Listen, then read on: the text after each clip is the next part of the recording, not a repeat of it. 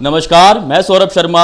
आज भारत के सर्वोच्च न्यायालय सुप्रीम कोर्ट ने एक ऐतिहासिक फैसला दिया है। जी हां, गाजियाबाद के हरीश राणा जो पिछले 13 सालों से बिस्तर पर हैं, उन्हें आज सुप्रीम कोर्ट ने इच्छा मृत्यु की इजाजत दी है। आपको बता दें कि सुप्रीम कोर्ट ने 13 साल से बिस्तर पर रह रहे आपको बता दें कि हरीश राणा जो गाजियाबाद के हैं, उन्हें इच्छा मृत्यु की इजाजत दी है। इसके साथ ही जस्टिस जे.बी. पारदीवाला और जस्टिस के.वी. विश्वनाथ की बेंच ने ये आज फैसला दिया है। ऐतिहासिक फैसला है। भारत के इतिहास में ये पहला ऐसा फैसला है जिसमें इच्छा मृत्यु की इजाजत दी गई है। उसके साथ ही कोर्ट ने एम्स से राणा की जो है रिपोर्ट मंगवाई थी। रिपोर्ट में साफ तौर पर था कि उनके ठीक होने की उम्मीद जो है वो अब नहीं है। इसके बाद कोर्ट ने राणा के पैसिव यूथेनेशिया की इजाजत अब दे दी है। आज ये ऐतिहासिक फैसला जो है वो दिया गया है। हरीश के माता पिता आपको बता दें कि अपने बेटे की इच्छा मृत्यु का जो केस है वो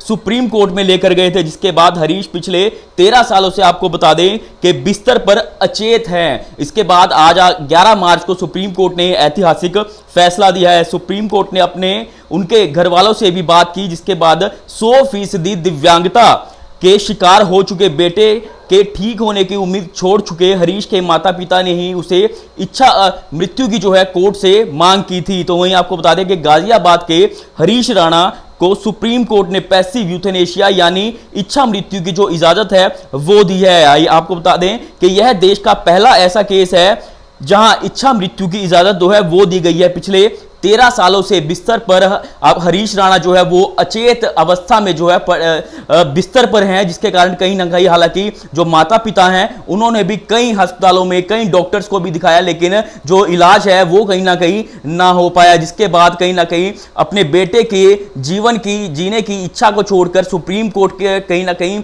इच्छा मृत्यु की जो है मांग की। 13 साल से अचेत बिस्तर पर हरीश राणा जो है पिछले 13 साल से हैं। हालांकि उनकी सांसें चल रही हैं, लेकिन बिस्तर पर पिछले 13 साल जो है 13 साल से आपको बता दें कि पिछले 2013 से एक जिंदा लाश की तरह वो बिस्तर पर है। सुप्रीम कोर्ट ने अपने फैसले में कहा कि उसके ठीक होने की कोई उम्मीद नहीं है, यह सिर्फ दुख को बढ़ाएगा और ठीक होने की कोई उम्मीद नहीं जो है वो नहीं होगी। पिछली सुनवाई के दौरान आपको बता दें कि सुप्रीम कोर्ट ने उनके घर वालों से बात की थी कि 100% दिव्यांगता के शिकार हो चुके हरीश राणा जो है वो ठीक होने की उम्मीद छोड़ चुके माता पिता ने ही इसे इच्छा मृत्यु देने की जो मांग है वो कोर्ट के समक्ष रखी थी।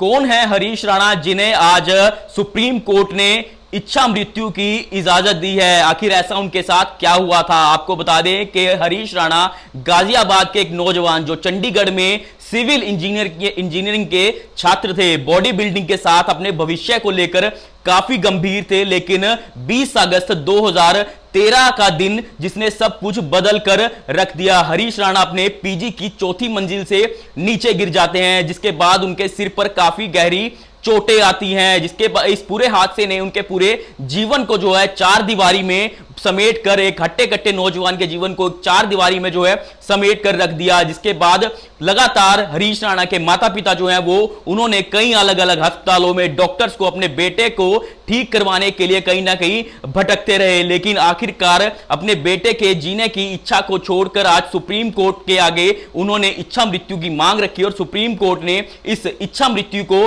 स्वीकार किया और इसकी इजाजत दी। इसके अलावा अगर हम बात करें, माता पिता जो है पिछले 13 सालों से अपने बेटे को बचाने के लिए संघर्ष कर रहे थे।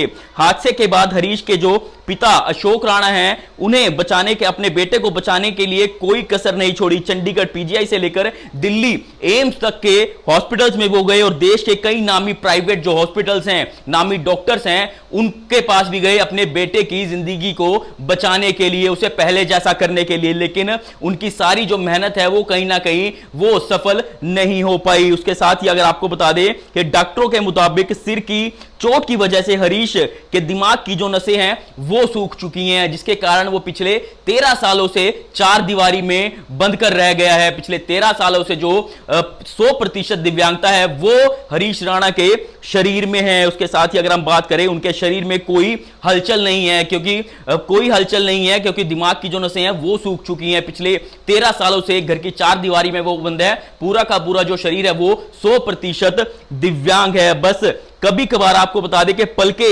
झपकाने ही उनके जीवन का एकमात्र संकेत रहा है। मैं सौरभ शर्मा, वतन के सिपाही समाचार, करनाल।